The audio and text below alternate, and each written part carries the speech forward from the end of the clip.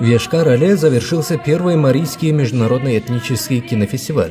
Главную награду в престижной номинации «Лучшая мужская роль» завоевал туркменский актер Чары Бердыев.